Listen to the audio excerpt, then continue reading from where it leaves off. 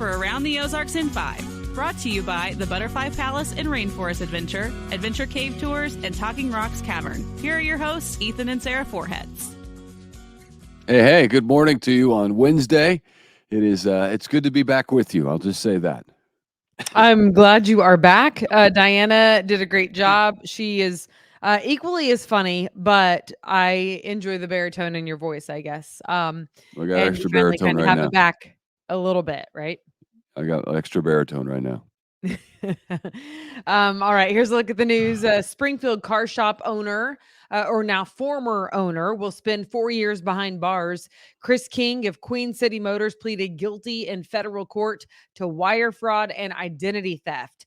Investigators say he used personal information from 30 auto loan applications over a couple-year period and submitted fraudulent loans.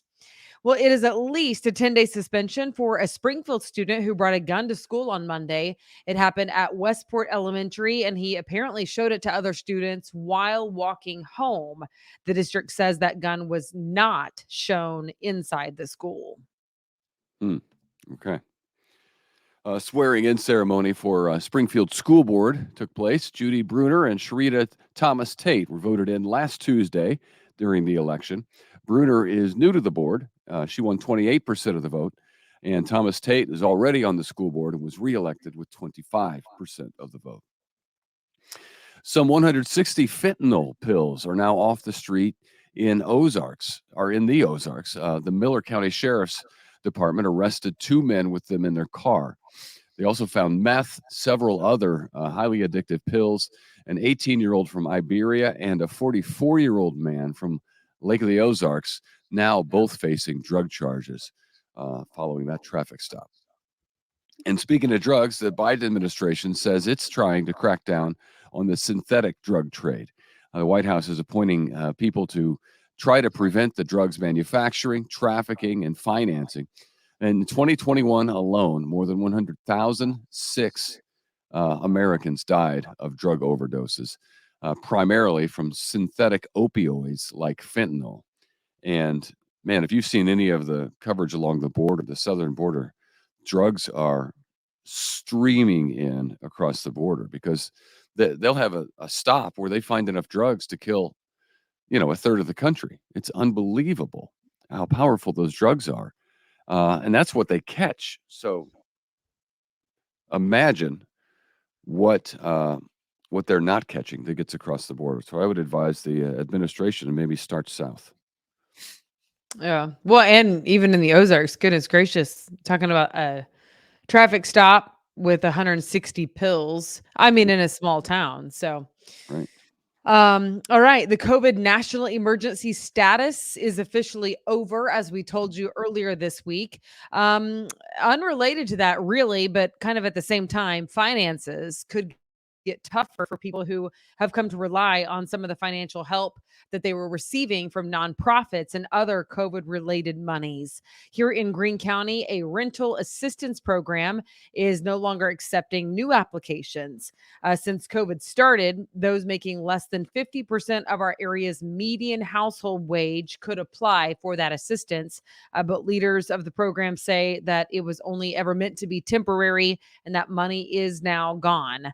Nearly 4,000 households received rental and or utility assistance. The popular Jesus Revolution movie is now available on streaming. It was a smash hit at the box office, did better than expected in theaters, and now you can stream it. Pastor Greg Laurie, who wrote the original Jesus Revolution book, is encouraging Christians to use that streaming version of the movie as an outreach. Oh, we saw that movie. It was pretty good. I thought it was too. I mean, what I thought was most interesting about it actually is I thought the movie was great, but then when I got home, and I was scrolling through my Facebook feed, I had a lot of friends, obviously a little older than me, but who were saved during the Jesus People movement. Oh, really?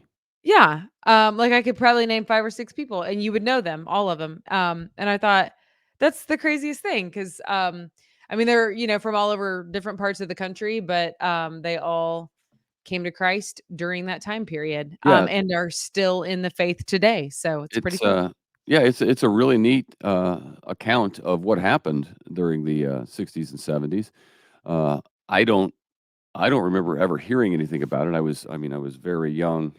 Well, I was born in the early 70s, so but I never remember hearing about it, stories about it or anything like that. So it It was was coming to an end though when you were like 10, right?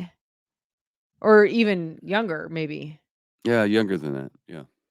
So, yeah, But I mean, you wouldn't remember it because I was born in '82, and there's so much I don't remember that you'll talk about like, "Oh, yeah," and I'm like, "Oh, I was alive for that," but I don't remember it because I was too young to recall, well, so yeah, I was too young to be involved in it, but through history, you hear about things, and I've heard about a lot of things in my life.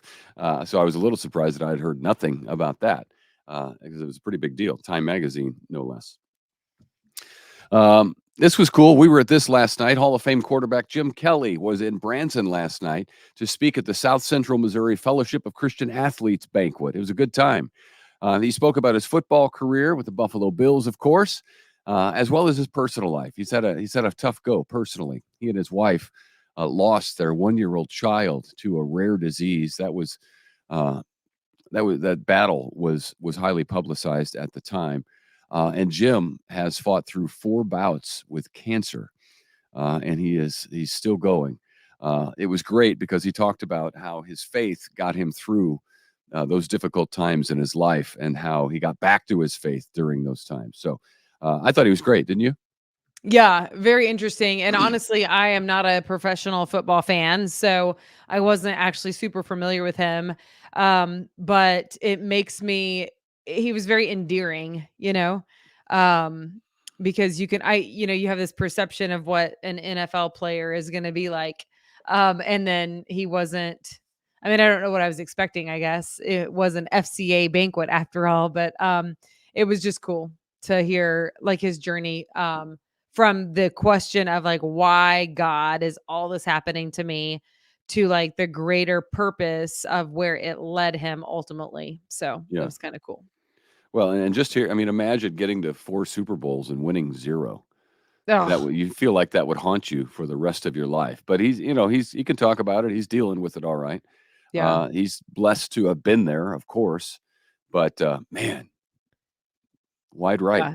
You're so I close, so close. yeah. It's funny to me because I can't even fathom, right, that level of opportunity in the Super Bowl, of all things, a Super Bowl. But just as a Christian, all of those things so far pale in comparison that I feel like you can kind of zoom out and be like, yeah, it was a Super Bowl. And while that's a huge deal, and I know that I can't really, it's not like I've ever been there, done that. But I also think, like, what is any accolade on earth really worth? I don't know. And then to hear just like the struggles of his personal life with cancer and then his son passing away, like, on a scale, you're like, who gives a rip that I went to 4 Super Bowls and didn't win any, you know what I mean? Even if he had won all 4 of them, I just feel, I don't know, perspective. That's all. Well, I'm glad you have that perspective.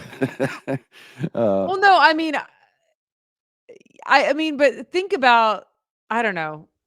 Football to him was a massive deal, but it's not life, you know what I mean? Like his son, his life, his actual yeah, and life well, was yeah, things life. get put in perspective when family members are affected and afflicted, and your life is, yes, but it's still a fairly big deal.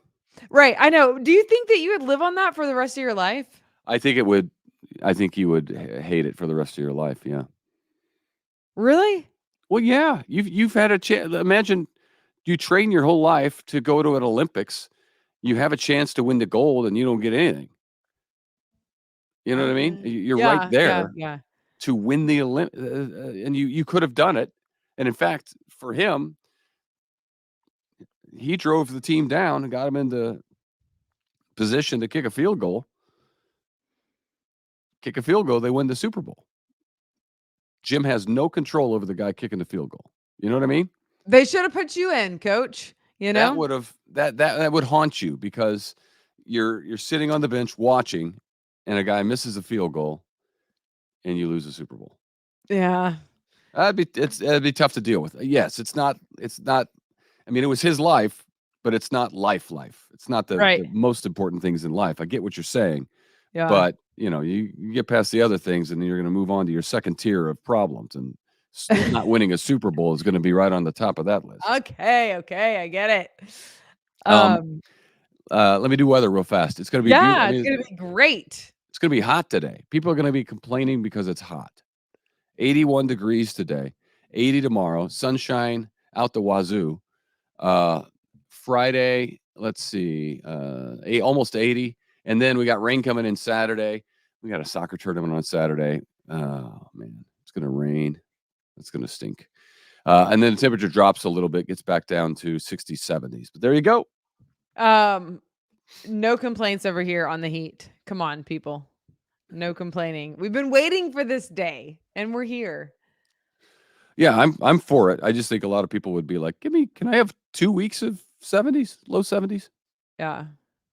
I'm an 80s kind of girl, but okay. Well, have a great You know what my brother Wednesday. said? Thanks My for brother joining us. said, but you're somebody who doesn't work out in the heat, because my brother was complaining yesterday. He was up in St. Louis, and he kind of has a little farm, and he's doing manual labor all day long.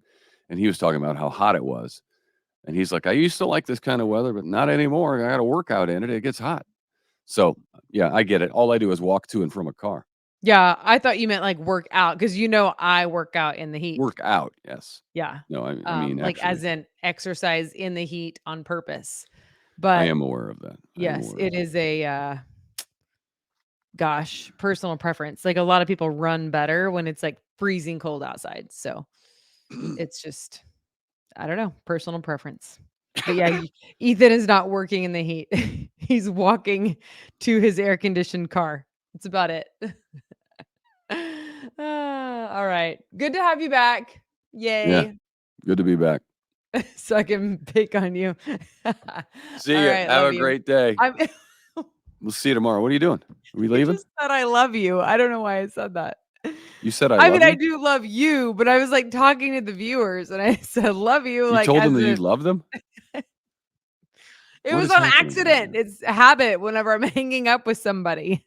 You do tell way too many. I'll be honest with you, and people at home don't know this, but she throws around the love word. I don't even know that it means anything anymore. She says it to like almost everybody on the phone whenever you're getting off the phone. I don't know if it's a family member or somebody you met last week. Or But if you it's tell them Scott Brady, our former boss. you tell One them that time you I was love them. hanging up with him and I said, I love you.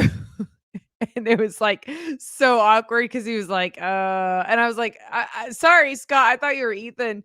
Do you remember this? And You it was thought, like, it was super awkward. It was yeah, that would habit. be awkward. Yeah, it was very awkward. I didn't mean to. I mean, even though I do love you, Scott, if you're watching, I think you're great, but I don't love you, I just love you. You gotta stop throwing the love word around I'm really quite so embarrassed much. now. I gotta go. Let's go. I'm turning red. Well, it's well deserved. All right, we'll see you tomorrow. Bye.